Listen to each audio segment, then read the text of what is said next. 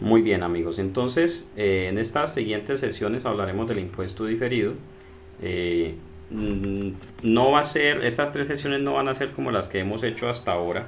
O sea, no vamos a tomar la norma para estudiarla en profundidad porque no alcanzaríamos a hacerlo en tres sesiones, sino que les voy a dar un resumen de lo que dice la norma, los requerimientos normativos, y vamos a hacer algunos casos prácticos para que entendamos entonces qué es lo que nos está diciendo la norma. Ya más adelante le abriremos el espacio al estudio de la sección 29 con la misma metodología pues de profundidad para que realmente la dominemos. Muy bien, entonces vamos a empezar por lo siguiente. ¿Por qué surge la necesidad de reconocer un impuesto diferido? Hay una razón muy poderosa que hace nacer, digamos, esa necesidad de reconocer ese impuesto.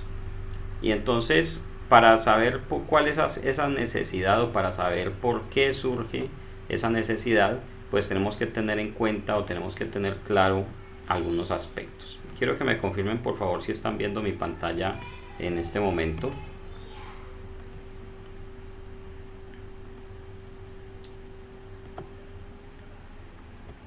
Hola Leila, buenas noches. Bienvenida.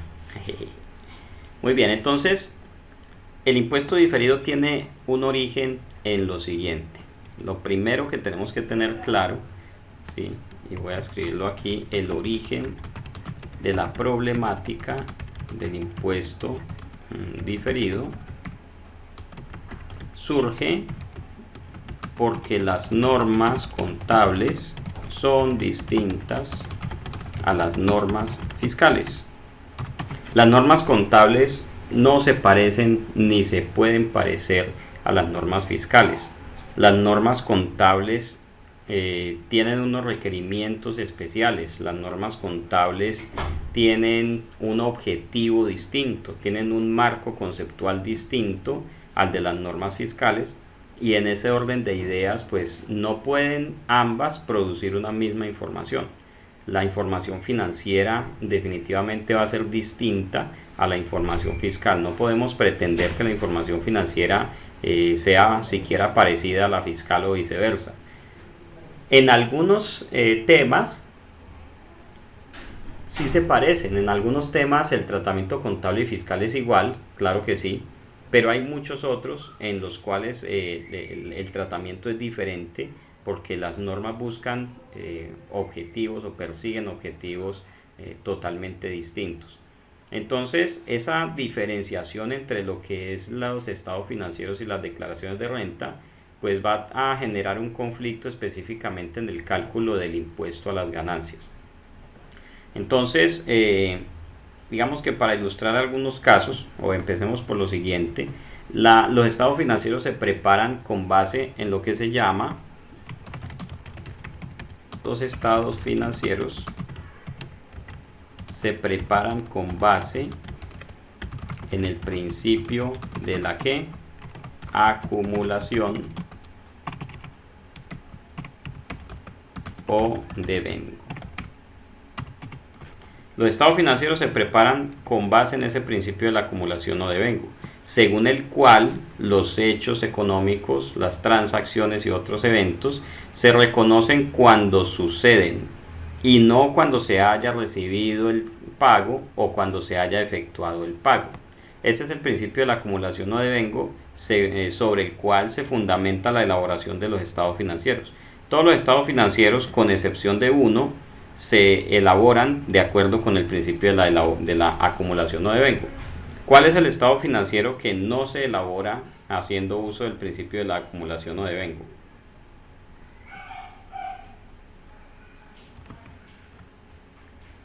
A ver, bono de 500 pesos al que responda. Si el principio de la acumulación o devengo dice que los hechos económicos se reconocen cuando suceden aunque no se haya pagado o cobrado, ¿cuál es el estado financiero que se elabora solamente con lo que se pagó o se cobró? El estado de flujos de efectivo. Así es. Entonces, el estado de flujos de efectivo no se elabora de acuerdo con el método de la acumulación o devengo, sino pues precisamente es un informe de flujo de caja. Entonces, no importa cuánto vendí, lo que importa es cuánto cobré, ya sea de ventas de este año o de ventas del año anterior. Muy bien, Rosario, yo ya perdí la cuenta de los descuentos. Entonces, por favor, ustedes me mandan los soportes de los descuentos que les he dado para que los puedan hacer efectivos. Bien, oiga, por Dios bendito.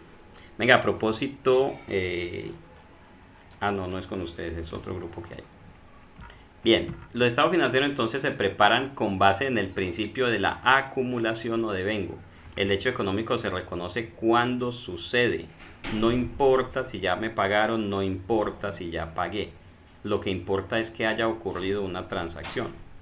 Mientras que la norma fiscal es un tanto distinta, y más ahorita en esta coyuntura precisamente porque estamos en un momento en el cual antes de la reforma unas cosas eran de una manera y ahora después de la reforma cambiaron algunas cosas. Pero digamos que en términos generales el estatuto tributario y los principios tributarios en muchos aspectos también usan el modelo o el principio de la acumulación o devengo.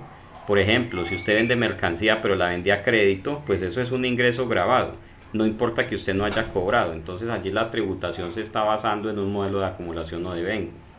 Usted compró mercancía para vender, pues eso es costo para usted. Y si ya vendió la mercancía, eso es costo de ventas. Entonces, no importa que no haya pagado todavía el inventario, la legislación tributaria le permite tomar eso como costo o como deducción. Entonces hay muchos elementos en los cuales la tributación también obedece al principio de la acumulación o devengo. Pero hay otros elementos en los cuales la tributación le dice, o la tributación se basa en un modelo de caja, y es justamente en aquellos aspectos donde la norma le dice, esto es deducible cuando se pague. ¿Cuáles son esos casos donde la norma me dice que una deducción se puede llevar a la declaración de renta solamente cuando se ha pagado? Entonces me dice los aportes parafiscales, la seguridad social, los impuestos. De hecho me dice que son deducibles en el periodo en que se paguen, ¿sí? En el periodo en que se paguen. Ahorita con la reforma tributaria hubo un pequeño cambio, ya leyeron ese cambio, ¿cierto? Bien, entonces ahora la reforma tributaria está diciendo, eso va a ser deducible en el periodo en el cual se presente la acumulación o devengo, pero de todas maneras le puso la condición, siempre y cuando sean pagados antes de la declaración de renta. Entonces digamos que ahí hay una mezcla entre el modelo de acumulación y devengo y el modelo de caja. Es una mezcla porque me permite tomarlo de acuerdo con la acumulación, pero me exige que haya sido efectivamente pagado. Entonces tenemos, digamos, en las normas tributarias tenemos ese tipo especial de principios en los cuales unas veces lo hacemos por acumulación, otras veces por caja y otras veces por una mezcla de los dos. Y hay otros, digamos, otros factores en la tributación que generan otro tipo de diferencias. Por ejemplo, cuando la norma me dice esto es deducible solamente si cumple estos requisitos. Por ejemplo, hay un artículo por allá que habla de la relación de causalidad. Solamente puedo tomar deducciones que se relacionen con las rentas gravadas o con la generación de los ingresos gravados. Si tengo un gasto que no se relaciona con una renta gravada, entonces no me lo deja deducir. Hay otro que me dice que yo tengo que pedirle al proveedor la factura, que el proveedor tiene que tener el RUT, que tiene que tener su actividad económica. Entonces me empieza a poner otra serie de requisitos adicionales al tema, de la acumulación o devengo. Entonces mire cómo la tributación tiene sus aspectos interesantes que son distintos a los principios que utilizamos para la elaboración de estados financieros. Desde el punto de vista financiero, los gastos existen y se reconocen, pero desde el punto de vista fiscal es posible que haya existido un gasto, pero no necesariamente sea deducible. Entonces yo mis estados financieros los hago pensando en las normas de información financiera, ya luego tengo que mirar si eso es deducible o no, si ese ingreso es gravado o no, y elaborar entonces mis declaraciones de impuestos.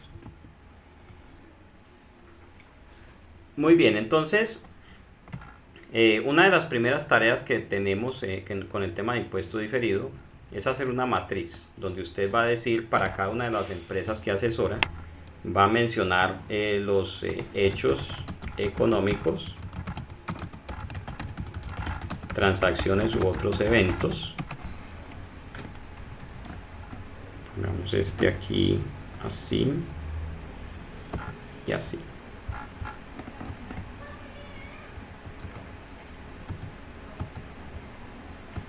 Aquí al ladito voy a decir tratamiento contable. Aquí voy a decir tratamiento fiscal. Y aquí voy a decir observaciones. Entonces una primera tarea que debemos hacer en todos los clientes que estemos asesorando es tener claramente identificado cuál es el tratamiento contable y fiscal de cada uno de las transacciones, hechos económicos y otros eventos que se presentan en la compañía. Entonces aquí escribe, bueno, la entidad se dedica a vender manzanas. Aquí va a decir cómo es el tratamiento contable de la venta de manzanas, cómo es el tratamiento fiscal de la venta de manzanas, y aquí sus observaciones. Luego va a decir, por ejemplo, la entidad para vender las manzanas utiliza una vitrina que adquirió en leasing. Va a decir aquí cómo es su tratamiento contable, cómo es su tratamiento fiscal y las observaciones. Entonces esto nos permite tener un panorama claro y poder hacer una planeación también de lo que es la contabilidad y los estados financieros de la entidad y lo que son sus declaraciones de impuestos. Cuando yo tengo eso claro, cuando yo sé qué es lo que tengo que hacer y dónde se presentan las diferencias entre lo contable y lo fiscal, pues entonces voy a poder procesar la información de tal manera que pueda generar información útil para los estados financieros y también información útil para las declaraciones de impuestos. A propósito, en el año 2015 se emitió el decreto 2548, ¿sí?, del 2015. Ese decreto 2548 era un decreto sobre el registro de diferencias temporarias, o simplemente registro de diferencias o libro tributario. Entonces le voy a hacer esta pregunta: ¿ese decreto sigue vigente o ese decreto desaparece con la reforma tributaria? A propósito, voy a buscarlo aquí en mi archivo de reforma tributaria. Buscar el 2548. No hay coincidencias. Bien, entonces, ¿qué es lo que está ocurriendo con ese decreto 2548? Ese decreto ya no se va a utilizar más. Ese decreto se utilizó prácticamente, muchas empresas solamente lo utilizaron por el año 2016. Otras empresas ni siquiera lo van a usar. ¿Sí? Las cajas de compensación y las empresas del sistema de seguridad social ni siquiera utilizarán ese libro porque todavía apenas van a hacer sus primeros estados financieros bajo NIF. Entonces, ese decreto 2548 establecía que una entidad tenía que llevar un libro de registro de diferencias o hacer un libro tributario, que sería algo así como un libro de contabilidad hecho de acuerdo con las normas contables anteriores, decreto 2649 del 93, el cual luego iba a ser utilizado para conciliar las declaraciones de impuestos. Eso dijo el decreto 2548, que era una medida más bien como de emergencia de la DIAN. Pues la DIAN dijo: yo que me voy a poner a realizar estados financieros bajo NIF si yo no sé nada de eso. Entonces por eso requirieron ese sistema de registro de diferencias o el tal libro tributario. Pero como la DIAN se asesoró y la DIAN empezó a estudiar todo el tema de NIF, entonces ahora la DIAN ya sabe cómo conciliar las declaraciones de impuestos con los estados financieros, y por eso ya no pide ese famoso libro tributario ni el libro de registro de diferencias. Pero fíjese que de todas maneras las diferencias entre lo contable y lo fiscal, en primer lugar, siempre han existido, y además las diferencias entre lo contable y lo fiscal han generado conciliaciones que se han hecho de toda la vida. Todos los que están conectados aquí en este seminario y los que lo están viendo en diferido también en los diferentes países de nuestro planeta han hecho conciliaciones fiscales y saben que las declaraciones de impuestos pueden tener elementos diferentes a los que aparecen en los estados financieros. Entonces, yo no entiendo por qué hay tanto pánico con ese tema de las diferencias entre lo contable y lo fiscal y con las conciliaciones, si eso es un tema que siempre se ha tratado. Ok, entonces siempre han existido diferencias entre lo contable y lo fiscal.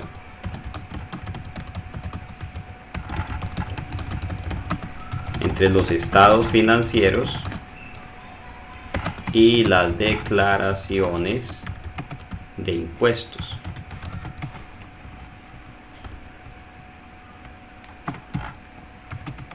Además, siguen existiendo.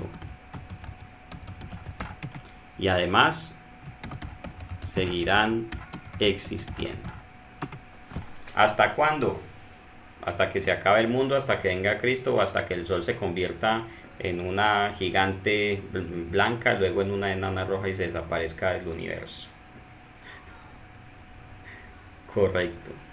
Bueno, aquí nos dice John Belandia que sí, que le metieron terror.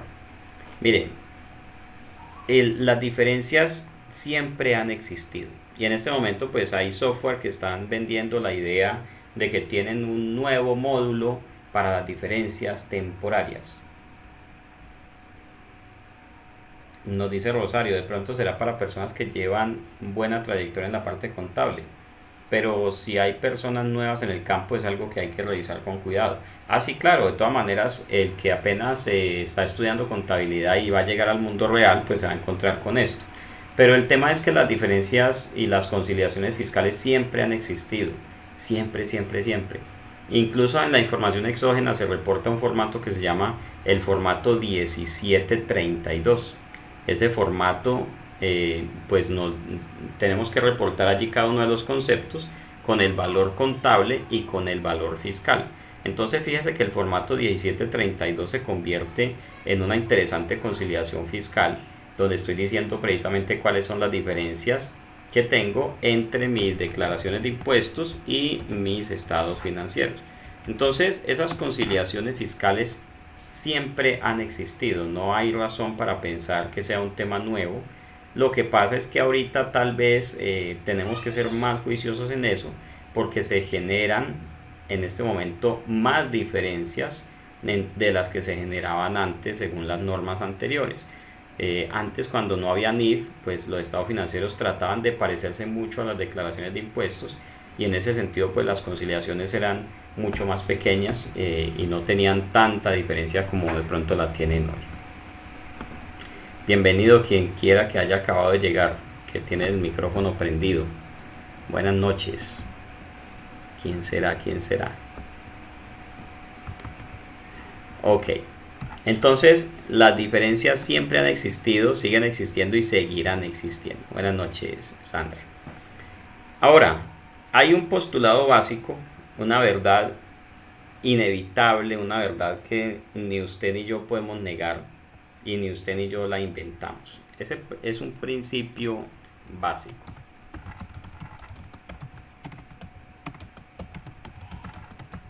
Sobre el impuesto a las ganancias. Y el principio básico es el siguiente: si hay ganancias, ¿hay qué? Si hay ganancias, hay impuestos. Muy bien. Muchas gracias, mi amigo John, mi amiga Sandra. Si hay ganancias, hay impuestos. O sea, no puede haber una ganancia sin impuesto a menos que la norma tributaria le diga: este ingreso no es gravado con el impuesto a la renta. Existe la figura de rentas exentas, existe la figura de ingresos no constitutivos de renta, pero el concepto general es que las ganancias generan impuestos. Eso es un principio general de la tributación. Y si hay pérdida también hay impuestos, claro que sí. Fíjese que cuando hay pérdida se generan unos impuestos en favor de la compañía. Cuando usted tiene pérdidas y dice tengo el derecho a compensar esas pérdidas en periodos futuros, pues entonces las pérdidas allí, esos derechos de compensación se reconocen como un impuesto, en ese caso un impuesto diferido. Entonces, si hay ganancias, hay impuestos.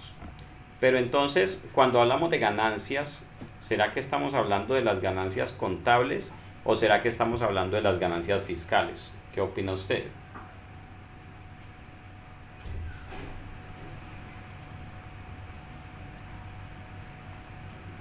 Entonces Jennifer nos dice que se refiere a las ganancias fiscales. John Lozano nos dice se refiere a ambas. Sí, Jennifer replica porque son sobre las cuales recae el impuesto. Entonces, bueno, vamos a hacer esta primera reflexión. Estamos diciendo que donde hay ganancias hay impuestos. Si hay ganancias, hay impuestos. ¿Sí? Principio básico. Entonces, no estamos hablando ni de las ganancias contables ni de las ganancias fiscales, sino que estamos hablando que hay un principio superior, un principio supremo que dice si hay ganancias hay impuestos. Ahora, si en el estado financiero tengo una ganancia de 100, esa ganancia tiene que tener un impuesto. Tengo que cargarle a esa ganancia su respectivo impuesto. Lo que pasa es que al elaborar la declaración de renta, es posible que la utilidad gravada no sean 100, sino que sean 200, porque tengo algunos temas que no me los permiten deducir hoy, o tengo algunos ingresos que no han aparecido hoy para efectos financieros, pero ya aparecieron para efectos fiscales. Entonces es posible que la declaración de renta me obligue a pagar un impuesto sobre 200 cuando mi ganancia contable son 100. O puede suceder lo contrario, es posible que mi ganancia contable sean 200, pero la declaración de renta solamente me arroje una renta gravada de 100. Entonces yo tengo que aprender a identificar si la utilidad que estoy teniendo en el estado financiero va a generar un impuesto hoy o algún día. Si genera un impuesto hoy, ese impuesto se llama impuesto corriente y es el que aparece en la declaración de renta. Si va a generar un impuesto algún día, ese impuesto se llama impuesto diferido y no lo voy a tener en la declaración de renta, sino que lo voy a tener ahí en el estado financiero como un activo o un pasivo a la espera de que ocurran algunos eventos. Entonces, las ganancias que se liquidan en el estado de resultados de un periodo tienen que tener cargado su impuesto. No importa que la declaración de renta me dé un impuesto más grande o más pequeño, sino que allí se genera entonces un impuesto diferido. Bueno, Jennifer me dice que le repita el concepto, pero no sé desde dónde. Sí. El principio básico es que las ganancias generan impuestos. Ambas, las contables y las fiscales, claro que sí. Simplemente que si la ganancia del estado de resultados genera un impuesto que hay que pagarlo ya mismo, se llama un impuesto corriente. Si el impuesto no hay que pagarlo todavía, porque para efectos fiscales se va a generar más adelante, pues entonces se llama un impuesto diferido. Los impuestos corrientes son los que me toca pagar hoy, o los impuestos que se generaron y hay la obligación de pagarlos por el periodo que estoy cerrando. Y los impuestos diferidos son impuestos que van a aparecer más adelante, ya sea como mayor o menor impuesto, ya sea como un tema de imponible o como un tema deducible. Entonces fíjese cómo vamos encontrando los elementos que generan la problemática. La ganancia en el estado de resultados se calcula de una forma, la ganancia en la declaración de renta se calcula de otra forma. Y esas dos maneras de liquidar los impuestos entonces van a generar que en algunas ocasiones se pague un impuesto más grande o más pequeño que el que le corresponde a la ganancia del estado de resultados. Ese impuesto más grande o más pequeño genera lo que se llama el impuesto diferido. A ver qué nos dice Jennifer.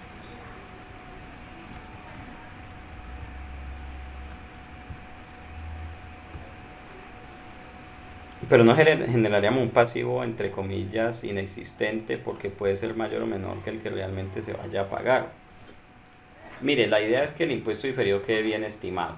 Puede que a la final pues sea un poquito más grande o un poquito más pequeño, pero tiene que estar bien estimado. Entonces, cuando empecemos a ver los ejercicios vamos a ver, tenemos que entender cómo nace, cómo evoluciona y cómo desaparece el impuesto diferido. Cuando hacemos este tipo de ejercicios, viendo todo el ciclo de vida del impuesto diferido, allí es donde vamos a entender entonces la importancia de su reconocimiento en el periodo en el que se genera la ganancia ¿Y qué pasa también si no reconozco ese impuesto diferido cuando debería reconocerlo? Si yo no hago el impuesto diferido, entonces voy a tener un impacto más adelante en los estados financieros que me va a impedir hacer un buen análisis de los negocios. Muy bien. Eso es. Ok, entonces, vamos a hacer algunos ejemplos. Muchas gracias.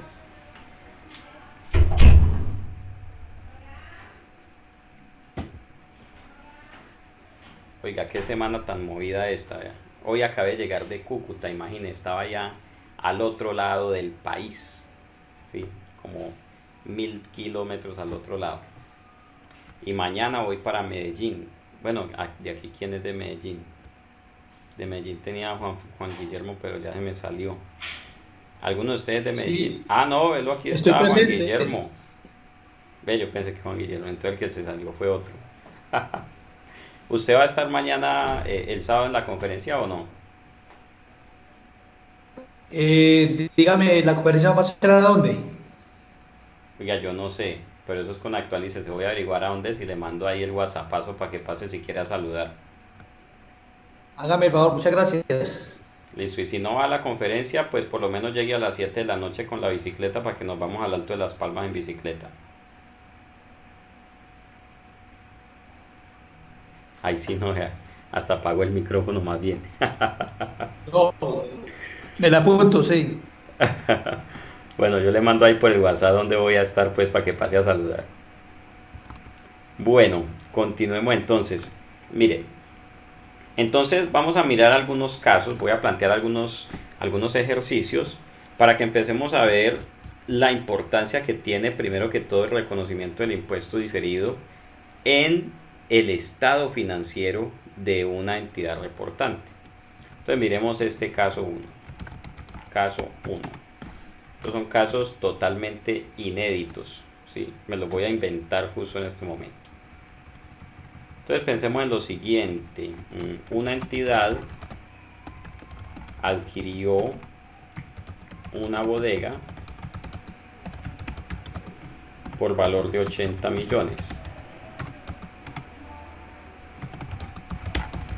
Al cierre del periodo, ha decidido medir la bodega en sus estados financieros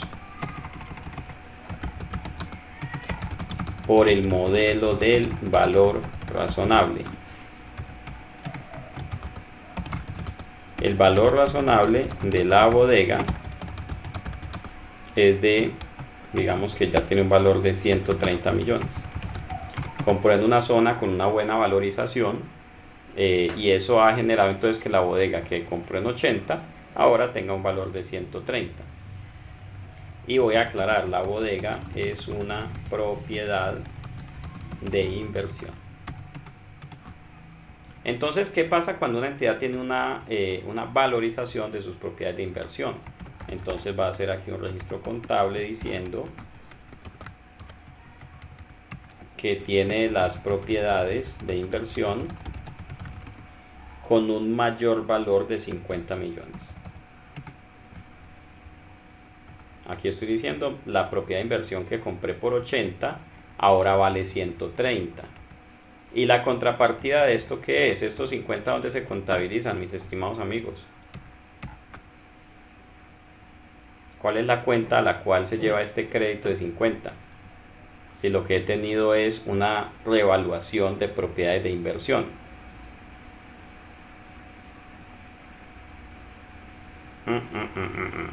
No, no, no, no, no. Entonces, denle una repasadita a la sección 16. Le pueden dar una repasadita mientras llegamos allá. Las revaluaciones de propiedad de inversión se llevan a resultados. Muy bien, Sandra. Entonces usted va a decir aquí ganancia por medición de propiedades de inversión. Gané plata y eso va al estado de resultados cuando son propiedades de inversión. Cuando son propiedades planta y equipo, que fue el tema que acabamos de ver, ahí sí va directamente al patrimonio, al otro resultado integral. pero cuando es una propiedad de inversión, ese crecimiento en el valor de la propiedad se lleva a los resultados. Sección 16 de la NIF para pymes.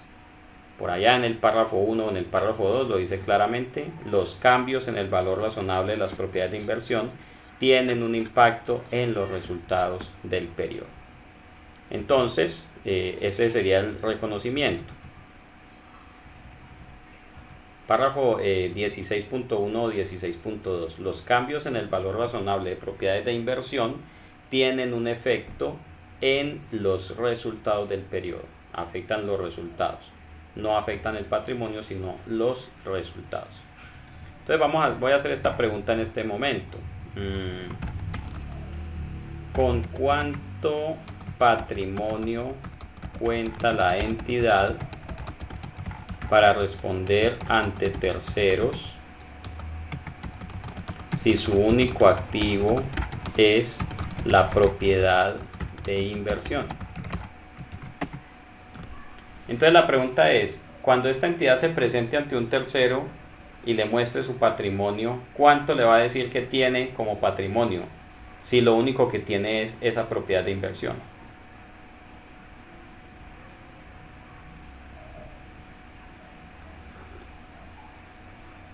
Entonces fíjese que me empiezan a decir que la entidad va a mostrar un patrimonio de 130, porque compró un edificio, lo compró en 80 y ya se valorizó y ahora vale 130. Entonces, aparentemente sí, la entidad tiene 130 millones en el patrimonio, pero pensemos más allá de eso. La entidad está diciendo: yo cuento con esta oficina para responderle a ustedes, terceros. No, John, esto ocurrió en el mismo año. No hablemos de la renta 1 ni de la renta 2. Digamos que lo compró en enero por 80 y en diciembre ya vale 130. Entonces en diciembre hace la valorización y ahora tiene un patrimonio que incluye un activo por 130. Pero ojo, mire esto, la entidad está diciendo: yo tengo un edificio para responder, o tengo una bodega para responder, cuyo valor es 130. Pero ¿qué tan cierto es eso? ¿Será que la entidad podría llegar a vender la bodega y gastarse esos 130 millones en lo que la entidad quiera?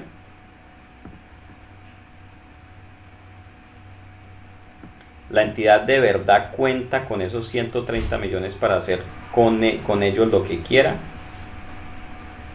Y la respuesta es no. ¿Qué pasa si esta entidad vendiera su bodega en 130 millones? ¿Qué tiene que pagar? Impuestos. Esa es la respuesta. Entonces, claro, ahora miremos esto desde el punto de vista de los estados financieros y de lo que significan los estados financieros. Una entidad está diciendo: tengo un patrimonio con que responder, tengo un bien que se llama bodega y lo voy a mostrar por su valor razonable, que son 130. Pero realmente la entidad no cuenta con 130 para responder ante terceros, porque si en algún momento decidiera vender esa bodega para pagar sus deudas, por ejemplo, si la entidad decidiera vender esa bodega para pagar sus deudas, pues entonces tendría que pagar un impuesto correspondiente al 10% de la ganancia ocasional, ¿sí? O sea, un 10% de esos 50 millones. Es decir, que la entidad solamente cuenta con 125 millones. Entonces, fíjese la importancia de reconocer el impuesto diferido. Si yo muestro mis activos por su valor razonable, por su valor real, por su valor comercial, si lo quiere ver así, pero no reconozco el impuesto diferido asociado con esos activos, pues entonces voy a estar sobrevalorando mi patrimonio. Así de sencillo. El impuesto diferido entonces permite que los usuarios de la información financiera tengan claro no solamente los activos que tiene la compañía, sino también que esos activos pueden tener implícito allí un impuesto, que a la hora de realizar esos activos pues será necesario pagar ese impuesto. Entonces el impuesto diferido permite hacer una mejor medición del patrimonio de la compañía. Si en el impuesto diferido el patrimonio está siendo mal medido. Voy a poner otro caso, caso número 2.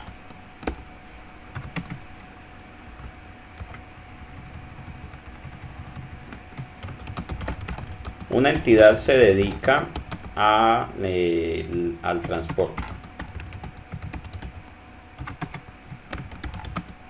Tiene 10 camiones totalmente depreciados. La entidad ha decidido medir sus camiones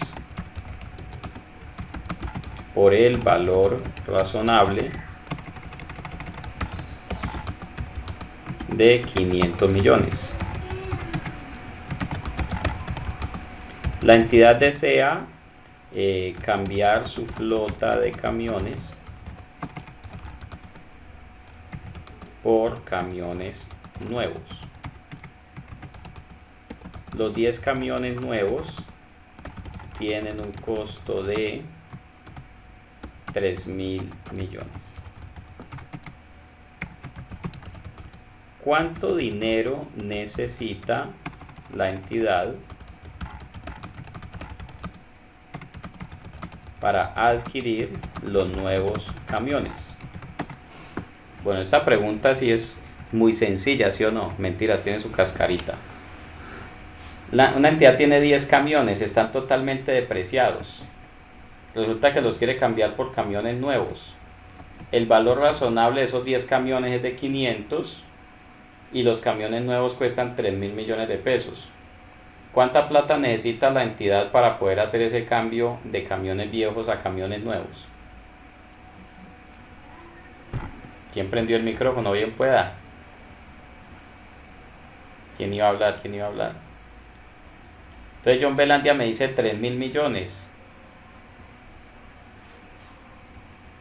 Entonces, pongámosla más fácil. En el concesionario le reciben los camiones viejos por 500 millones. John Lozano me dice que necesita solamente 2.500 millones. Rosario me dice que solamente necesita 2.500 millones. Y al parecer veo que todos están llegando a la conclusión de que necesita 2.500 millones. Pero resulta que no. La entidad necesita más plata. Solamente por lo siguiente: ¿qué pasa cuando la entidad le entregue los camiones viejos al concesionario? Eso se llama enajenación de activos fijos. ¿Y qué pasa cuando la entidad hace enajenación de activos fijos? Y en este caso los está enajenando por 500 millones. El concesionario se los está recibiendo en 500 millones. Entonces la entidad tiene que reconocer, o eso le genera a la entidad un ingreso fiscal de 500 millones de pesos. ¿Y esos 500 millones qué tipo de impuesto generan? Esos camiones se tienen hace más de 2 años. ¿Qué tipo de impuestos genera la venta de esos camiones? Y entonces algunos piensan que genera ganancia ocasional. Y tienen razón, sí se genera una ganancia ocasional. Lo que pasa es que el estatuto tributario dice claramente: cuando se venda un activo que antes ha sido depreciado, la ganancia que se obtenga en la venta o disposición de ese activo tiene que ser imputada en primer lugar a una renta por recuperación de deducciones. ¿Cómo le parece ese asunto? Y unos van a decir: oh, qué rollo, ¿cierto? Resulta que esta entidad primero que todo tendrá que pagar un impuesto no de renta ordinaria, sino no de ganancia ocasional, sino una renta ordinaria por recuperación de deducciones. Y fíjese que ese caso lo hicimos en la sesión anterior, cuando les dejé la tarea de que se vendía una propiedad y no sé qué. Recuerden que cuando hicimos el ejercicio, la solución, establecimos que la entidad tendría que pagar una renta por recuperación de deducción por el monto de la depreciación y luego sí una ganancia ocasional por el excedente. Entonces vamos a hacer el ejercicio. Al vender los camiones por 500 millones, la entidad va a obtener una ganancia fiscal de 500.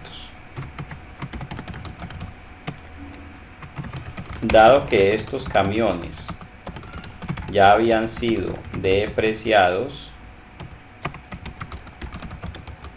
entonces la entidad debe liquidar y pagar una renta por recuperación de deducciones. Esta es una renta ordinaria que tributa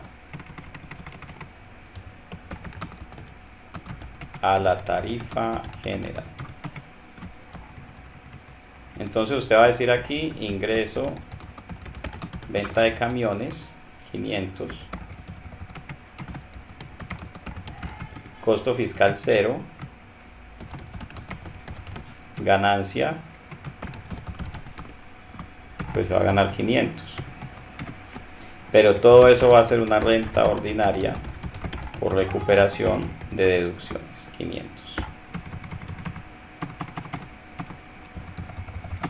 Estoy suponiendo que la depreciación de esos activos durante toda su vida útil anterior fue superior a 500 millones de pesos. Entonces, bueno, ¿y cuál es el impuesto entonces? Impuesto 34%, voy a ponerle esto por el 34, son 170 millones. Entonces nuevamente, ¿con cuánto cuenta la entidad para la cuota inicial de sus camiones nuevos? Entonces solamente cuenta con 500 menos 170. Entonces, ¿cuánto necesita? Pues van a necesitar 3.000 menos 330.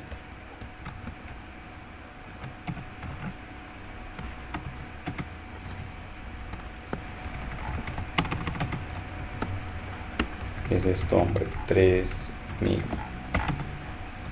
Así es. Entonces, si la entidad se va a poner a decir en sus estados financieros que sus camiones valen 500 millones de pesos, cuando antes los tenía totalmente depreciados, pues entonces tiene que decir que en esos 500 millones de pesos hay implícito un interés, un impuesto, que va a salir a la luz y va a tocar pagarlo cuando se vendan los vehículos. Entonces, si yo no cuento esta historia de que tengo un impuesto diferido de 170, pues entonces voy a mostrar un patrimonio superior al real. Mi patrimonio realmente es el valor de mis activos menos los impuestos. ¿Ok? Entonces necesita 2.670.000. Bueno, ¿cómo vamos hasta aquí? ¿Es claro el tema cómo vamos hasta aquí? Todo esto es un asunto de cómo estoy informando. Si yo informo que mi activo tiene un valor así grandote, tengo que decir que tiene un impuesto diferido allí implícito. Y ese impuesto diferido es un impuesto diferido pasivo.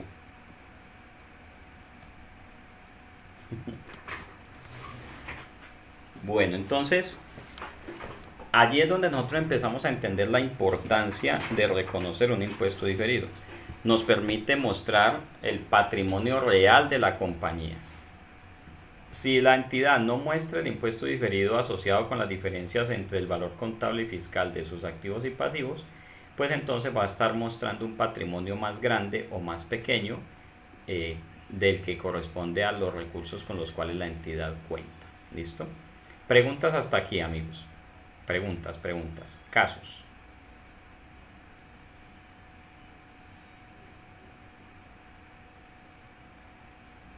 Oiga, se pusieron tímidos.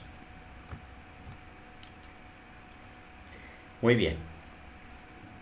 A ver, ¿qué nos dice Sandra?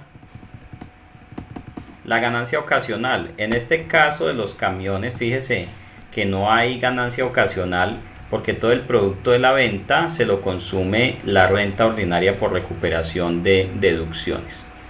En la sesión anterior estuvimos hablando ampliamente de ese tema. Bueno, a propósito, no recuerdo si se les envió el video. ¿Me confirman por favor si se les envió el último video, los últimos dos videos? De fecha del 30 de octubre. ¿No les han llegado? Uy, Dios mío. Bueno, debe ser que le pasó algo al camión que los llevaba. Sí, hubo una clase que no se grabó, pero esa es del mes anterior. Pero de esas últimas clases sí hay video. Voy a preguntarle a mi asistente a ver qué pasó para que les haga entonces el envío, para que revisen. ¿Listo? Muy bien. Pero entonces, yo tengo que saber entonces qué pasaría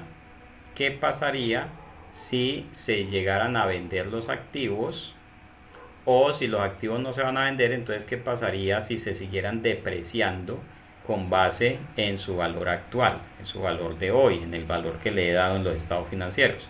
Si el valor que le he dado a un activo en un estado financiero es más grande, implica que eso va a tener un impacto en los resultados. Por ejemplo, si lo vendo, pues voy a tener una ganancia fiscal que no va a ser contable, y si lo deprecio, pues voy a tener una deducción contable que no va a ser fiscal. Todo eso tiene sus implicaciones en el cálculo del impuesto, ¿sí? Tranquilos que ya vamos a continuar haciendo ejercicios para que comprendamos entonces cómo es que evoluciona ese impuesto diferido hacia adelante. Pero por lo pronto, digamos que nos queda una primera idea fundamental, y es que si el activo se está mostrando por un mayor valor o un valor más grande, si yo estoy mostrando que mi activo vale más, por ejemplo por efectos de una revaluación o porque la depreciación fiscal es más grande que la contable, pues entonces yo tengo que decir también qué pasaría si vendo el activo, es decir, tengo que mostrar el impuesto diferido, ¿sí? Eso nos tiene que quedar claro en este momento. Si la ganancia no supera la depreciación, todo es ganancia ocasional. Al contrario, si la ganancia no supera la depreciación, todo es renta ordinaria por recuperación de depreciación. Cuando la ganancia supere la depreciación, entonces el exceso es ganancia ocasional. ¿Ok? Mire que en este caso la ganancia, que son 500, supera el valor que se había depreciado previamente. ¿Sí? Lo acabo de decir, estoy suponiendo que se depreció incluso más de 500 en periodos anteriores.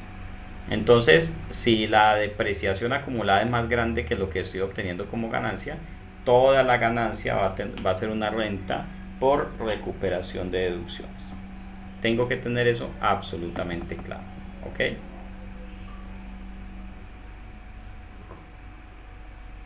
Algunos consultores le dijeron a las pymes que no tenían que calcular el impuesto diferido, que el impuesto diferido para las pymes no era obligatorio, sino que era opcional.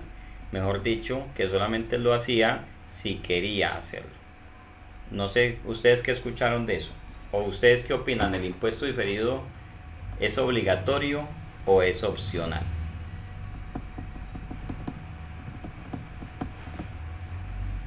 ¿O escucharon algún consultor que les decía, escucharon algún consultor que les decía que el impuesto diferido era opcional, que no era obligatorio para las pymes? Hola Jenny. Hola, volví. Bienvenida, ¿qué le había pasado? Se fue la luz aquí. Ay, no lo diga, pero bueno, ya llegó, ya volvió. Bien, afortunadamente queda el video. Oiga, ¿y qué pasa si se le va a dar la luz al profe? ¿Qué pasaría? Tranquilo, si se le da la luz al profe, tengo mi computador portátil y queda todo guardado. Bien, entonces,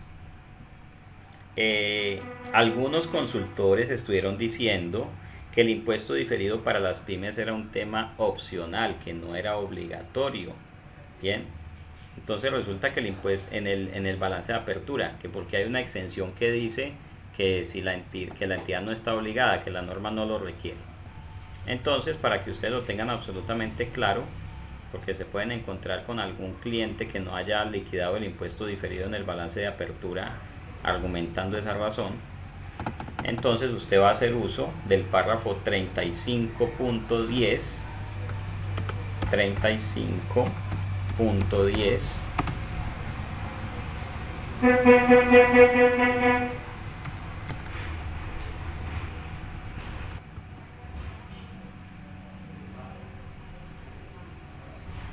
que recuerde que usted, cuando a usted le pregunten, venga, el impuesto diferido era obligatorio en el balance de apertura, usted tiene que decir sí o no y por qué. Pues a ver, John Lozano me dice no se requiere. John Belandia me dice, bueno, lo que dice es que si usted se despeluca calculando eso, pues no hay razón para no hacerlo. A ver qué dice Rosario, qué dice Rosario.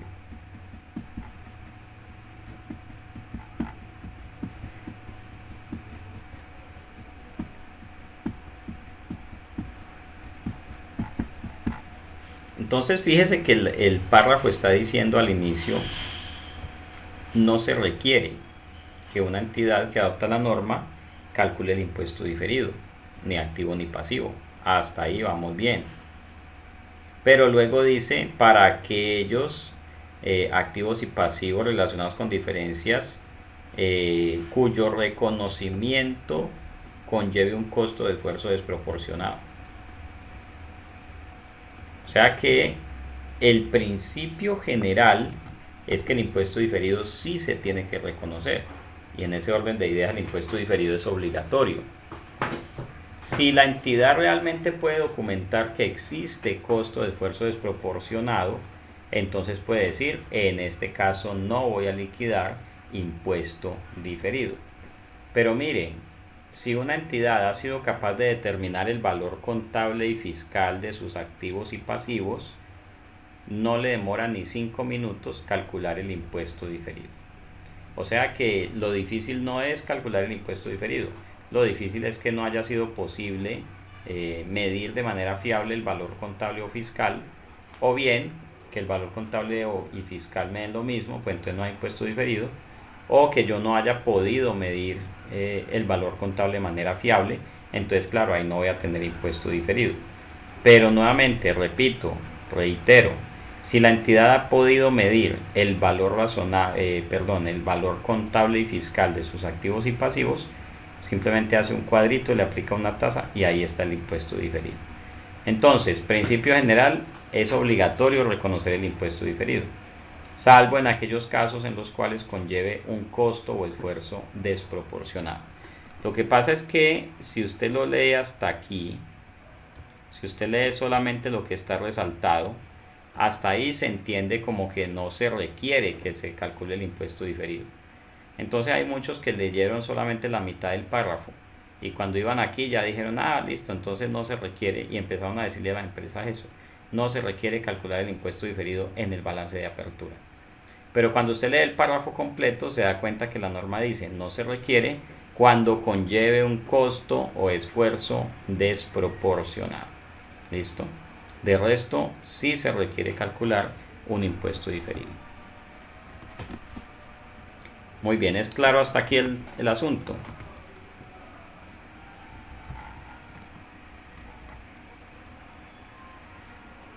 Correcto. Muy bien, entonces, ¿de dónde nace el impuesto diferido? Digamos que la dinámica es muy sencilla. ¿Sí? ¿Cómo se calcula el impuesto diferido? Una vez hemos tenido claro que las ganancias generan impuestos, una vez hemos tenido claro que si muestro el valor del activo por un valor más grande que el que tiene para efectos fiscales, tengo que tener el pasivo por impuesto diferido. ¿Tienen problemas con el audio? ¿Son todos o solamente Leila? ¿Tienen problemas con el audio o me están escuchando bien? ¿Sí, todos? Bueno, entonces permítame, voy a hacer una pausita, voy a pausar un momentico aquí. Perfecto. Ok, muy bien, entonces, ya cuando tenemos claro que... Uy, permítame, alguien tiene el micrófono prendido. Bien, cuando tenemos claro, Alejandra Rico lo tenía encendido. Entonces, cuando tenemos clara la importancia del impuesto diferido, entonces ya nos damos cuenta, claro, si yo muestro un patrimonio grandote, pues tengo que mostrar el impuesto que hay allí implícito en ese patrimonio grandote. Y ese impuesto se entiende respondiendo a la pregunta, ¿qué pasaría si yo vendiera el activo por el valor por el cual estoy diciendo que ese activo vale? En otras palabras, puedo hacer uso de esta máxima reflexión de un filósofo más o menos como de los años 60 que decía, ¿qué pasará mañana cuando te hayas ido? Usted dice, ¿qué pasará mañana si yo vendo este activo? Ah, se genera un impuesto. ¿Qué pasará mañana si yo deprecio este activo? Ah, se genera un impuesto. Sí, yo creo que él estudió contaduría pública antes de escribir esa canción. Y él decía, ¿qué pasará mañana si vendo la oficina? Ah, me toca pagar ganancia ocasional. Entonces de una vez reconozcamos el impuesto. Yo no puedo reconocer el valor completo de mis activos, así grandote, y no reconocer el impuesto que hay allí implícito en ese activo. Entonces el impuesto diferido por un lado me permite ver eso, realmente con cuánto es que cuenta la entidad, porque qué tal que yo vaya y embargue los bienes de esa entidad para que me pague una deuda y resulta que toque pagar un poco de impuestos de allí, pues entonces así no tiene gracia.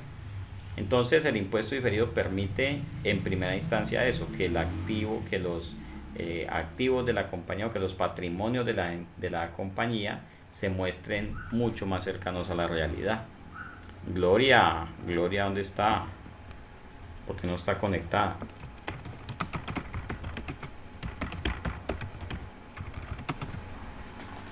Que se conecte, no está conectada por aquí. Perfecto, entonces el impuesto diferido me permite eso, ver una situación más clara del patrimonio de la compañía. Entonces ahora, ¿cómo se calcula el impuesto diferido? Ya el procedimiento es muy fácil, el procedimiento es lo de menos.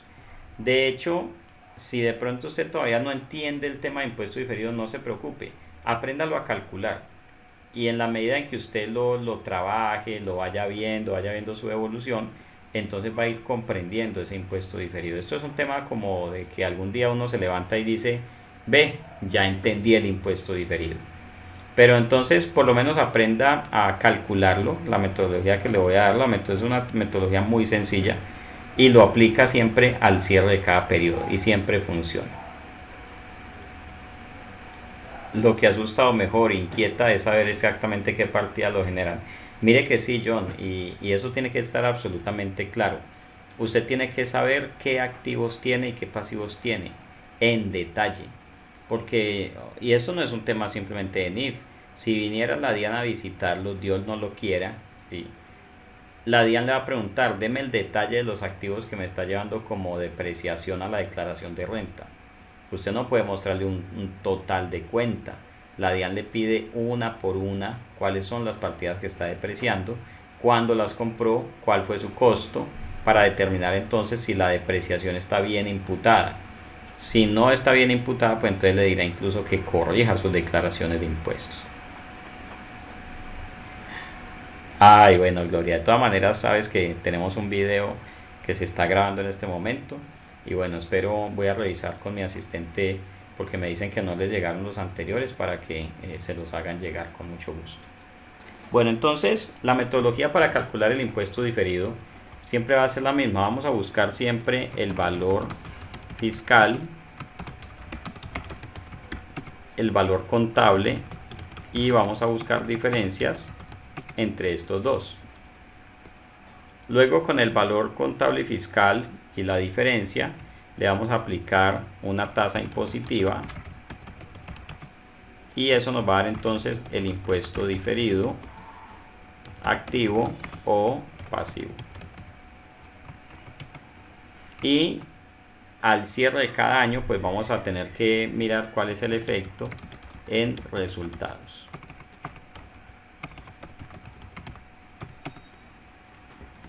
Bien, entonces suponga que usted tiene como en el caso anterior, tiene una oficina cuyo valor fiscal es 80. Esa oficina la compraron en 80 y 80 se convierte entonces en el valor fiscal de la oficina. Pero ¿cuál es el valor contable de la oficina al cierre del 31 de diciembre?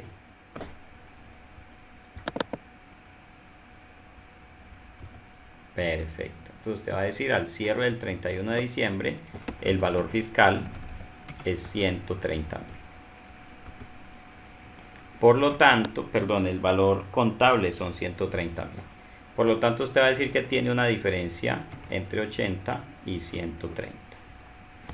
Fíjese que esta diferencia le está dando negativa. Voy a decirle aquí que la muestre. ¿Cómo es que le digo?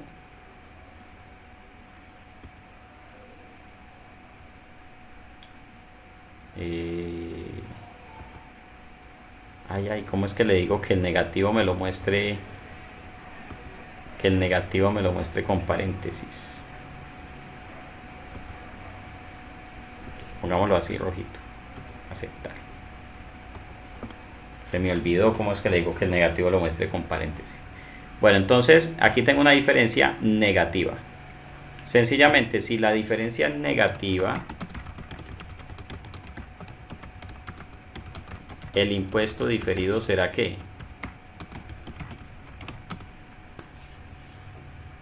Pasivo, claro.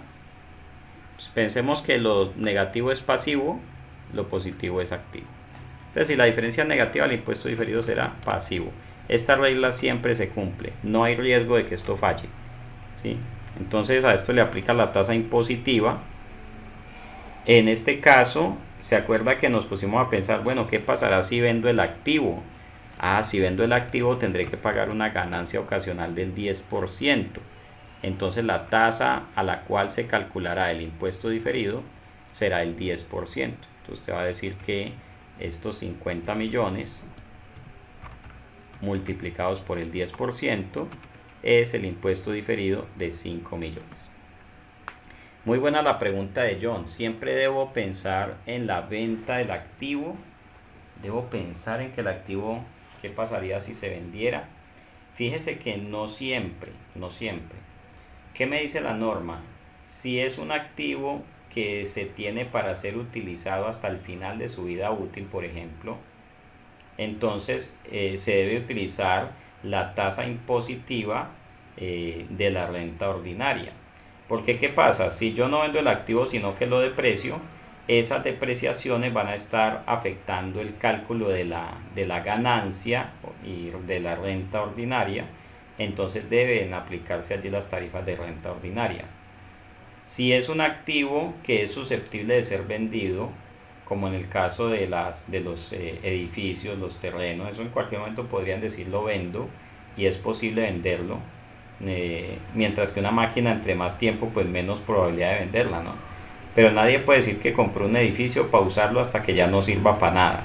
Ese edificio siempre va a servir para algo y siempre va a tener un valor comercial. Entonces allí trabajaremos con el supuesto de que el edificio se venda. ¿Ok? Si es un activo que se espera que no va a ser vendido, sino que va a ser realizado mediante el uso, entonces le aplica la tarifa de renta ordinaria. Pero si es un activo que tiene unas probabilidades bastante altas de ser vendido, como los edificios, un edificio algún día lo van a vender y el día que lo vayan a vender pues ese edificio va a tener algún valor, entonces hago la cuenta de lo que sería renta ordinaria por recuperación de deducción y cuánto sería la ganancia ocasional. Allí tengo que hacer ese trabajo. Si se trata de terrenos, usted sabe que los terrenos no se deprecian, entonces no es, digamos, es muy poco usual que alguien diga voy a recuperar el valor de este terreno mediante el uso. No, porque así lo use 100 años, pues el terreno seguirá siendo terreno y seguirá teniendo un valor. Entonces, en el caso de los terrenos no depreciables, se trabajará siempre con la tarifa de la ganancia ocasional. ¿Ok? Ojo que aquí resulta otro mito que han sacado algunos consultores. Yo no sé de dónde se inventaron eso. Que le preguntan a la gente, es que usted quiere vender ese activo y luego dicen, es que como la entidad no espera vender el activo, entonces no le voy a liquidar impuesto diferido. Y entonces ha resultado que muchas entidades tienen terrenos y edificios revaluados y sobre eso no se ha calculado el impuesto diferido. ¿Ustedes han visto alguna así? ¿O han escuchado eso de que en la revaluación de terrenos y edificios no se tiene que calcular impuesto diferido?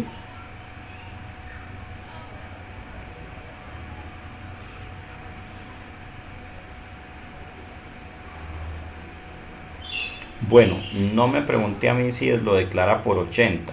Eso es una pregunta que se la tiene que hacer al estatuto tributario. El estatuto tributario es el que le dice por qué valor tiene que llevar ese activo en la declaración de renta. ¿Sí? De todas maneras, ¿qué le dice el estatuto? Que lo lleve por el modelo del costo. O sea que usted nunca va a llevar la revaluación contable como mayor valor del activo. El activo se declara por su costo. ¿Listo? Pero entonces, les pregunto, ¿han escuchado algún consultor de esos que dicen que no hay impuesto diferido en revaluación de terrenos y edificios si la entidad no lo quiere vender? Eso es un mito que han generado algunos consultores, yo no sé de dónde se lo inventaron, pero le voy a demostrar en la norma por qué la revaluación de terrenos y edificios sí genera impuesto diferido. Y esto pues para que usted lo tenga también claro, por si algún día le toca uno de estos consultores o un auditor que le salga con esa idea. Entonces, el impuesto diferido se genera siempre que existan diferencias entre el valor contable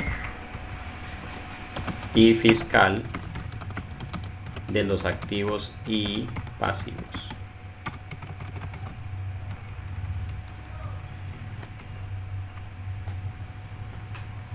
Rosario pregunta, ¿cada cuánto se debe hacer revaluación de activos? La norma lo que me dice es lo siguiente: si es una propiedad de inversión que se mide al valor razonable, se debe procurar, se debe trabajar para que el valor del activo se mantenga lo más actualizado posible. No me dice la norma que lo tenga que hacer cada año, o cada 2 años, o cada 5. Entonces, por ejemplo, si se compró una oficina y durante ese año no hubo ningún movimiento en el tema de valorizaciones, no hubo nuevas construcciones, nuevas avenidas, nuevos centros comerciales, nuevos centros de negocios, entonces yo puedo concluir que el valor razonable no ha tenido cambios significativos y por lo tanto no hago la evaluación. Digo, lo voy a dejar por el mismo valor. Si por el contrario hay nuevos centros comerciales, vías pavimentadas, nuevos puentes, hicieron una zona franca, entonces es posible que el valor razonable del terreno del edificio, de la bodega, se haya incrementado. Y entonces lo que hago es actualizar la medición al valor razonable. Bueno, no se me adelante John Belantia, que luego vamos a ver ese tema de los gastos y los ingresos. Por ahora, el impuesto diferido se genera siempre que existan diferencias entre el valor contable y fiscal de los activos y pasivos. Estas diferencias se generan, por ejemplo, por la revaluación de activos. Párrafo 18, o mejor dicho, se lo voy a escribir así: NIC 12, párrafo 18. Literal B.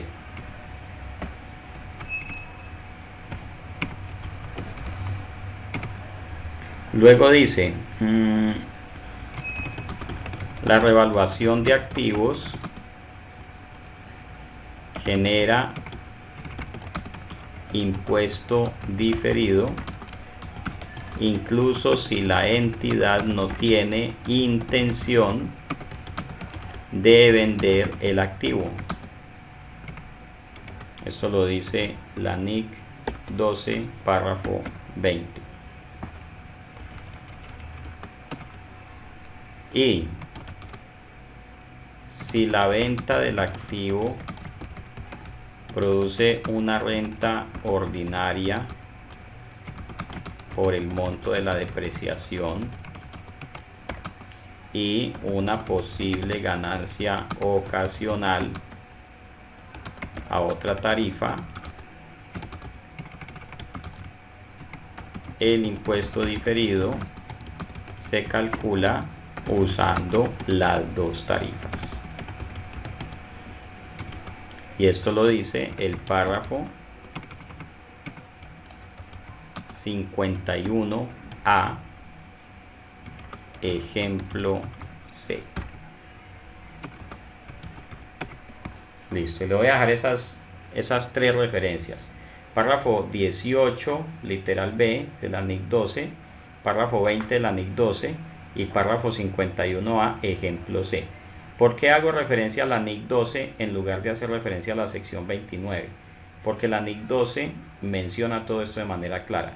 La sección 29, como es un simple resumen, no menciona esto de manera clara. Entonces de ahí es que están pegados algunos auditores, algunos consultores, para decir que los activos revaluados no generan impuesto diferido. Pero con esas tres referencias es absolutamente claro que la revaluación de activos genera impuestos diferidos. No importa si la entidad los piense vender o no.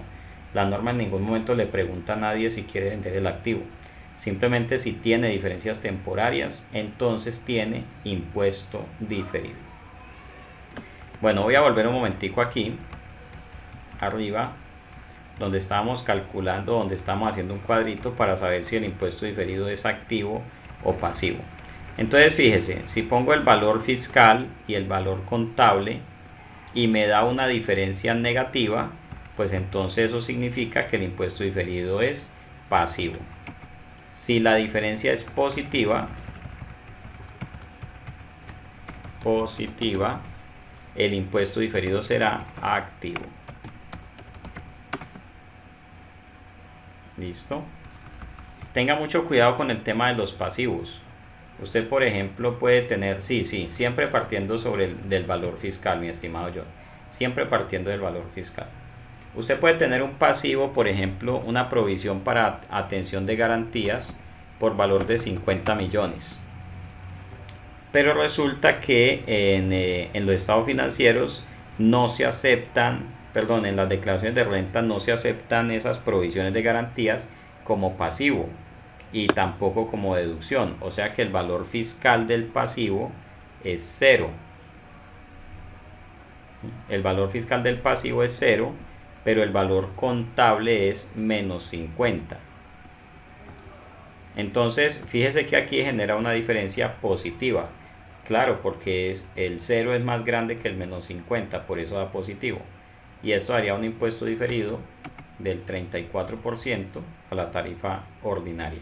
Entonces, simplemente tenga en cuenta eso, los valores contables, si son de naturaleza crédito, pues tendré que ponerlos con el signo menos. Igual los valores fiscales, si se trata de un tema que tiene valor fiscal, pues tendré que decir también tendré que escribirlo con el signo negativo. ¿Ok? Y de esta manera, esta formulita nunca falla. Esa formulita para calcular el impuesto diferido es infalible. Pero el cuadrito es lo de menos. Lo importante es que usted vaya comprendiendo cuál es el impacto que tiene ese impuesto diferido en la situación financiera y en los resultados de la compañía en el año en que lo está calculando y en los años siguientes. Bueno, voy a dejarles entonces esta anotación aquí acerca del impuesto diferido. Nos vemos el martes.